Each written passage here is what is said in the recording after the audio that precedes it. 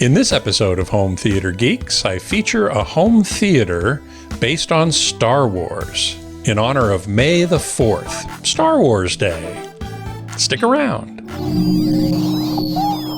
Podcasts you love. From people you trust. This is TWiT.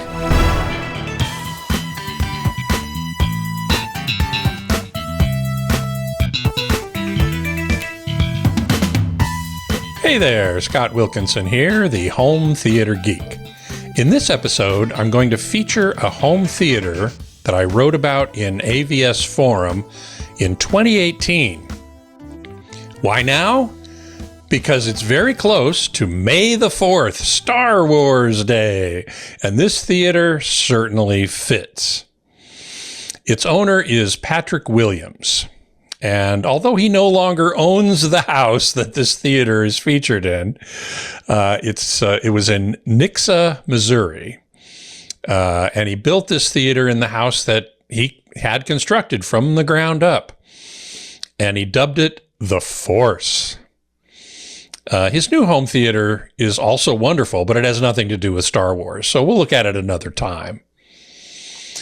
I'll put the link to The Force in the show notes on AVS Forum. Like I said, it was featured in 2018. So as with most custom home theaters that start from scratch, he started with a floor plan. This one was drawn by Sean Byrne at Quest Acoustical Interiors, the company that provided all the acoustical treatments as well. And he's kind of an AVS Forum legend. And another such legend, Jeff Parkinson, also consulted on the project. Now, as we can see in the next picture, it shows us where the Force Theater is located in the house. It's in one corner of the ground floor. Sure is nice when you can include a theater in a new house build, which can avoid many of the compromises of an existing room. Now, the walls and ceiling are insulated with a material called R13 Pink Fluffy, as we can see in the next picture. And here you can see the R13 Pink Fluffy. And you can also see these metal channels, they're called, which are going to be used to isolate the drywall from the studs and the rest of the house to keep the sound in and also keep the interior sound in and exterior sound out. And you can see in this photo, he also built the side and rear surround speaker back boxes. These are going to be in-wall speakers, and he had to build these back boxes to put them in. There are some also in the ceiling for the overhead Dolby Atmos speakers. Interestingly, in the next graphic, you can see how he minimized the sound of air flowing through the HVAC system, heating, ventilation, and air conditioning. He insulated the supply and return chambers with something called Lin Acoustic RC duct liner. And he's going to great lengths here to really damp any sounds that aren't part of the movie in his room. Now, in the next graphic, we can see the drywall is up. He used 2 layers of 5/8" drywall, sandwiched, and between them is sandwiched a layer of what's called green glue, which is a very special glue, comes out of a glue gun. And it's designed specifically for its acoustic absorbent qualities. The concrete floor was covered with something called Serena mat and 3/4 inch OSB, which stands for Oriented Strand Board, with a gap around the perimeter to avoid contact with the walls. Yet another step in isolation. Now, Patrick had some problems with the drywall installation, but he was on hand to ward off any major disasters. He says that Jeff Parkinson warned him about several things to look out for and suggested that he be on site in that phase of construction. And he's glad he did. Everything that could happen, he said, did happen. For example, there were large gaps between the first layer of drywall and the ceiling, which needed a lot of caulking. And fortunately, he was there to catch that and correct it, because it would have cost a lot more to fix later in the process. He also provided, in the next graphic, a super wide-angle shot of the entire room. And you can see MDF paneling designed to look like the interior of the Death Star. And it was painted, of course, later on, which we'll see. The second row riser in the next graphic is a big bass trap. It was built as one big bass trap, and the stage itself is filled with a mixture of sand and sawdust. It took about 3 tons of sand that he hauled into that room and filled the riser and the front stage as well. In the next graphic, we can see the MDF paneling, which has now been painted gray and includes cutouts backed with frosted plexiglass. The LEDs behind these panels can be set to any color, which of course I would turn off when watching a movie, but when you're in there otherwise, it's kind of cool. And also I want you to take a look and notice the black projector box at the back of the room. It's vented with a large flex tube into, well, I'm not sure where it's ventilated into, but it's vented somewhere so that the projector doesn't get too hot. So in the next graphic, we can see the acoustic panels, which are shaped to conform to the Death Star motif. And you can see some of the acoustic panels, those yellow material that was integrated into the paneling. And all of this acoustic material was from Quest, and they are in specific locations to provide absorption, diffusion, and reflection, which I've talked about on the show more than once, that you really need to have a balance of those things in order to get the right acoustical environment.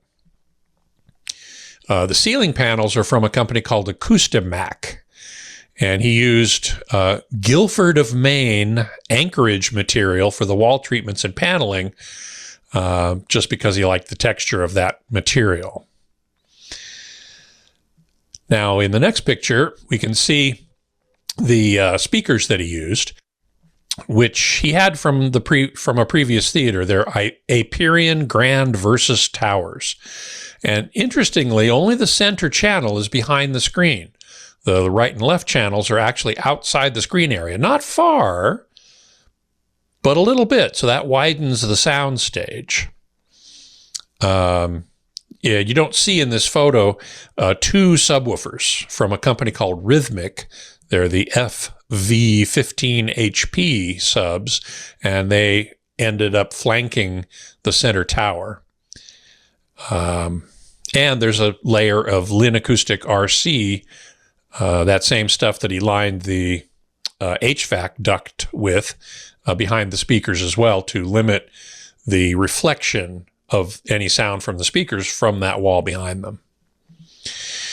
So in the next graphic, we can see the LED lighting above the finished screen, which can be set to any color. But of course, as I said before, it's turned off when the movie's playing, or it better be. In the next graphic, we can see the door to the Force, which is integrated into the motif beautifully, I think. Now, in the next graphic, he sent me with a little joke. He said, when I sense conflict between the good and dark sides of the Force in my visitors, I'll set the lighting to represent both. Blue for good, red for dark. I thought that was hilarious. And you can see in this picture and in the next one, the home theater seats that he chose are from HT Design. They're the Warwick black leather motorized recliners with lighted cup holders and USB ports. Pretty cool. And they look really comfy. It's a beautiful looking theater. I imagine he probably misses it. Although, as I said, his new theater is really good too. Really good.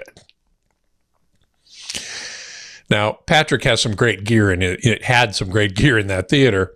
An Oppo UDP 203 UHD Blu-ray player, same one I have. Universal disc player, wonderful player. Sony PlayStation 4, probably has a 5 by now. Denon receiver, which I'm sure he's upgraded by now, with Outlaw power amps. He had an Epson 5040 UB projector in there, and I'm sure he's upgraded that as well. The screen was a Sievertson Cinema White screen, 117 inches wide, 2.35:1. Acoustically transparent, so that the subwoofers and the center channel speaker could shine through, no problem. In addition to the Aperion Versus Grand towers in the front, he also had Triad in-wall and in-ceiling speakers for the surrounds and the overheads, which Triad makes wonderful in-wall speakers. So I'm sure it sounded fantastic, along with those two rhythmic subwoofers. Now, when all is said and done, Patrick says he spent about $70,000 on the Force Theater. And he wrote me and he said, as my wife says, there's your Corvette. I don't know about you, but I'd be more happy with a home theater than a Corvette. He says he was able to save about $10,000 by laying the Serena mat and the OSB board on the floor himself, building the speaker lighting and HVAC back boxes, caulking around the seams of the drywall, which he really had to be careful with because of a problem there that I mentioned earlier, and installing the acoustic paneling and fabric on the walls. So that's not chump change. That's a lot of money, but look what he got for it. It's amazing. And particularly appropriate for this week, since we just saw a few days ago, May the 4th, which is known as Star Wars Day. And what could be better than taking a look at a Star Wars themed theater? So clearly the home theater force is strong with Patrick, and may it also be with you. Now, if you have a question, you can send it along to htg@twit.tv, and I'll answer as many as I can right here on the show. And all of TWiT's shows, including Home Theater Geeks, are available on YouTube for free, but with ads. If you want to go ad-free, join the club.